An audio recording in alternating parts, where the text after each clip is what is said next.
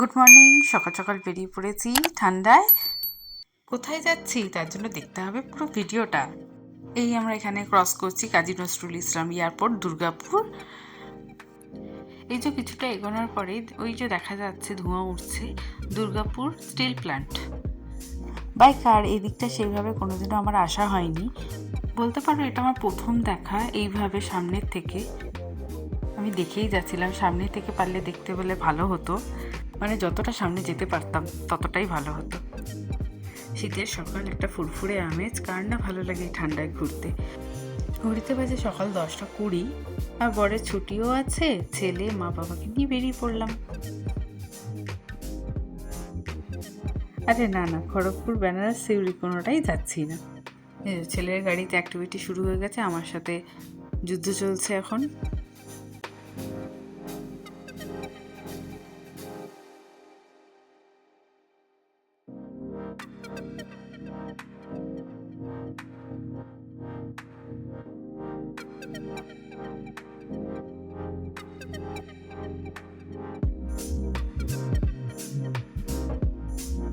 এবার আমরা আসানসোল ঢুকছি।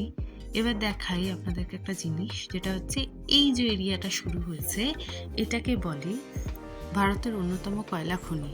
ওই যে দূরে যে পাহাড়ের মতো দেখা যাচ্ছে ওটা হচ্ছে ওপেন কলিয়ারি এলাকা, আর এই যে সামনে যে সিঁড়ির মতো করা রয়েছে এটা দিয়ে নিচে যাওয়া যায়, যেটা হচ্ছে আন্ডারগ্রাউন্ড কলিয়ারি। এখানে এই জায়গাটাকে কলিয়ারি এলাকা বলা হয়। আমরা অলমোস্ট আমাদের ডেস্টিনেশনে পৌঁছে গেছি। এখান থেকে আমরা ডান দিকের রাস্তাটা নিয়ে নিয়েছি। হ্যাঁ, ঠিকই বুঝেছো, আমরা এসেছি মাইথন ড্যাম্পে। আমাদের প্রোগ্রাম আজকে ছিল মাইথন ড্যাম ঘোরার, এখানেই সারাদিন কাটানো আর একটুখানি ঘোরাঘুরি। এই রাস্তাটার দিকে এত অপূর্ব লাগছিল, মনেই হচ্ছিল যে আমরা পাহাড়ে ঘুরতে চলে এসেছি। তোমরা যারা এর আগে এখানে ঘুরতে এসছো অবশ্যই নিজের এক্সপিরিয়েন্সটা শেয়ার করো। তখন আমরা এখানে বলাবলি করছিলাম যে এই রাস্তাটাকে অনেকটা শিলিগুড়ির মতো দেখতে লাগছিল। শিলিগুড়ি থেকে পাহাড়ে ওঠার রাস্তাটা অনেকটা এরকমই দেখতে। এবার আমরা মাইথন ড্যাম ঢুকছি। এটা মাইথন ড্যাম্পের চেকপোস্ট, দূর থেকে মনে হচ্ছে। হ্যাঁ, এটা মাইথন ড্যাম্পেরই চেকপোস্ট। ড্যাম্পে যাওয়ার রাস্তায় দুদিকে দুটো রাস্তা ছিল, তাই আমরা এখানে একটু শিওর করে নিলাম যে ড্যাম্পের রাস্তাটা ডান দিকে না বাদিকে।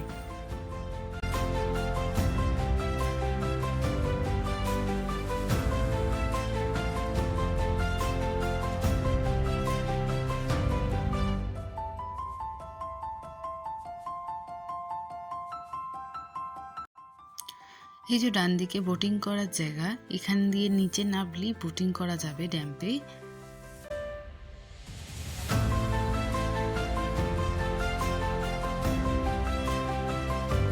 তার আগে চলুন আমরা আগে গাড়িটা রেখে আসার ব্যবস্থা করি। ওই যে দেখা যাচ্ছে গাড়ি চলাচল করছে। হ্যাঁ, আমরা ওই রাস্তাতেই যাব। এটাই হচ্ছে মাইথন ড্যাম। আমরা অলমোস্ট দুর্গাপুর থেকে মাইথন ড্যাম 1 ঘন্টার মধ্যে পৌঁছে গেছি। এদিকটা জল ছিল না বললেই চলে, আর অপর দিকটা কি সুন্দর অপূর্ব দৃশ্য ছিল। দেখো দূর দূরান্ত পর্যন্ত কিছু দেখাই যাচ্ছে না। এখানটা আমরা নামবো, একটু পরে দেখা যাবে ভিডিওতে। এই যে রাস্তাটা ক্রস করছি, ড্যাম্পের অপোজিট সাইডটা, এই দিকটা আমাদের ওয়েস্ট বেঙ্গল আর ওই সাইডটা ঝাড়খণ্ড। আমরা অলমোস্ট ঝাড়খণ্ড ঢুকছি। ব্রিজটা ক্রস করলেই আমরা ঝাড়খণ্ড প্রবেশ করব।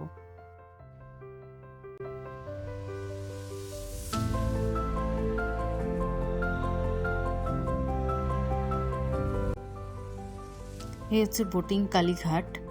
আমরা কিন্তু ঝাড়খণ্ড ঢুকে গেছি এই মুহূর্তে। আমরা যাচ্ছিলাম নিচের দিকে গাড়িটা পার্কিং করতে, ওপরেও ছিল পার্কিং করার জায়গা, বাট আমাদের মনে হলো নিচে পার্কিং করাটা বেস্ট হবে। আমরা একদম নিচ থেকেই আসবো ঘুরতে ঘুরতে উপরে। এখানে বাচ্চাদের পার্ক টার্কও ছিল। ছেলেকে নিয়ে যাচ্ছি, ওই একটা মাথায় ছিল যে ছেলেকে নিয়ে ওখানে একটু ঘোরাবো বসাবো। পার্কিং লট পৌঁছে গেছি, এখানে গাড়িটা রেখে দেবো। এখানে পার্কিং একটা চার্জ দেওয়া হচ্ছিল। এবার এখান থেকে এই যে নিচে যে রাস্তাটা দেখা যাচ্ছে, এখানে এই রাস্তাটাই আমরা ধরবো। কুট্টুস দেখছে ওর বাবাকে। ও বাইরে বেরোলে কি ছেড়ে কি দেখবো সেটা দেখতেই ও ব্যস্ত থাকে। আমাদের এখানে যা কাজ ছিল শেষ হয়ে গেছে, এবার আমরা হাঁটা শুরু করেছি নিচের দিকে। চলুন দেখাচ্ছি এবার। এখানে নাকি এই পার্কগুলো ছিল না, এগুলো সব রিসেন্ট তৈরি করা হয়েছে সুন্দর করে। তো এখানে এই পার্কগুলো উদ্বোধন হবে 1 জানুয়ারি। শুনে একটু মনটা খারাপ হলো, কেন কি এই পার্কের জন্যই নিচে আসা। পার্কে ঢুকতে পারলে ছেলেটা খেলতে পারতো, ওখানে আমরা একটু বসতে পারতাম। যাই হোক, মন খারাপ করে লাভ নেই। এখানে খুব সুন্দর করে গার্ডেন তৈরি করা হয়েছে, যেহেতু এটা 1 জানুয়ারি উদ্বোধন আছে। শীতকালে এত ফুল দেখে মনটা জুড়িয়ে যায়, আর এত সুন্দর করে গার্ডেনটা তৈরি করা হয়েছে এখানে, কি ভালো লাগছিল, ভিডিও না করে আর থাকতে পারলাম না। যাই হোক, আমরা ড্যাম্পের সামনে চলে এসেছি। এই হচ্ছে ড্যাম্প, একটু একটু করে জল এখান দিয়ে বইছে। এখানে বেড়া করে বাঁধানো রয়েছে, যে এখান থেকে কেউ যদি নিচে নেমে না যেতে পারে। আমি যেখানে দাঁড়িয়ে আছি তার অপোজিট সাইডটা হচ্ছে ওয়েস্ট বেঙ্গল, আর এটা হচ্ছে ঝাড়খণ্ড ডিস্ট্রিক্ট। চলুন এখান থেকে আমরা বোটিংয়ের জায়গায় এবার চলে যাই। এখানে আমরা একটুখানি বোটিং করব। বাহ, কি সুন্দর জায়গাটা, কি ভালো লাগছে, অপূর্ব লাগছে। এই বোটিংটা করার জন্য আমি এখানে অধীর আগ্রহে দাঁড়িয়েছিলাম। এখানে বোটিংয়ের টিকিট ছিল 100 রুপিস করে পার হেড। এবার তুমি শেয়ারিংও যেতে পারো বা প্রাইভেটও করতে পারো। প্রাইভেটের টাকাটা একটু বেশি ছিল, আমাদের 4 জনের 600 রুপিস মতো ছিল। আমরা শেয়ারিংটাই এখানে প্রেফার করলাম। এখানে যেমন দেখা যাচ্ছে স্পিড বোটটা, এখানে স্পিড বোটের সাথে সাথে নৌকাও ছিল। যারা নৌকা প্রেফার করছিল তাদের নৌকাই দেওয়া হচ্ছিল।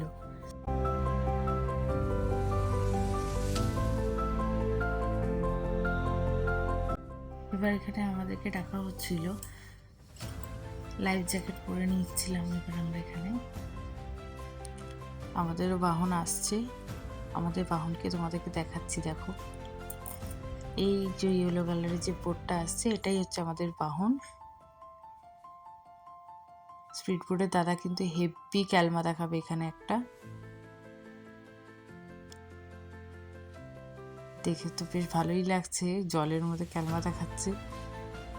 আমরা বাহনে উপরে উঠে পড়েছি, সবাই স্টার্ট হয়ে গেছে, ছেড়ে দিয়েছে। এখানে ফাইনাল চেক করে নিল পেছনে সবাই ঠিকঠাক বসে গেছে কিনা।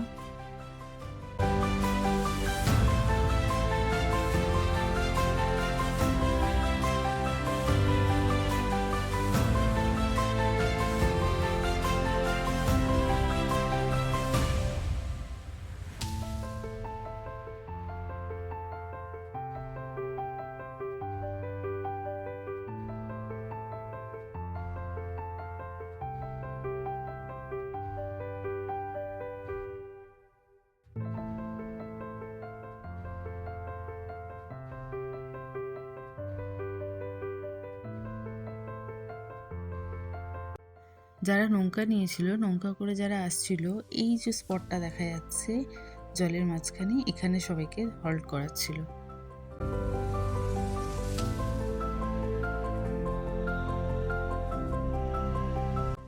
এই জায়গাটা দেখে মনে হচ্ছিল যে জলের মাঝখানে এক একটা ছোট ছোট দ্বীপ, ভারী সুন্দর লাগছিল দেখতে।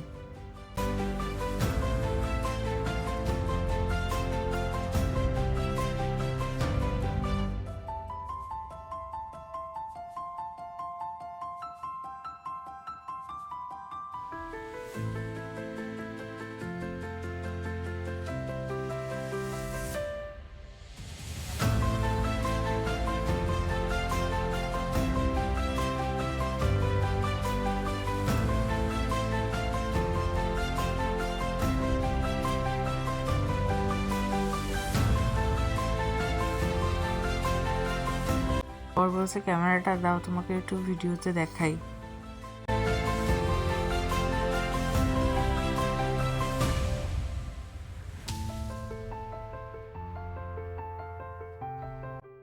আমাদের বোটিং অলমোস্ট কমপ্লিট। আমরা এবার যাব আমাদের গাড়ির দিকে। এবার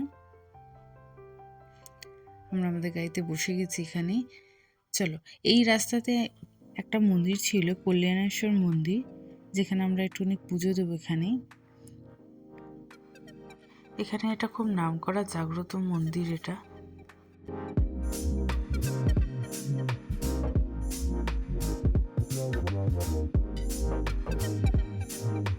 আজকের মতো ভিডিওটা এখানেই শেষ করছি।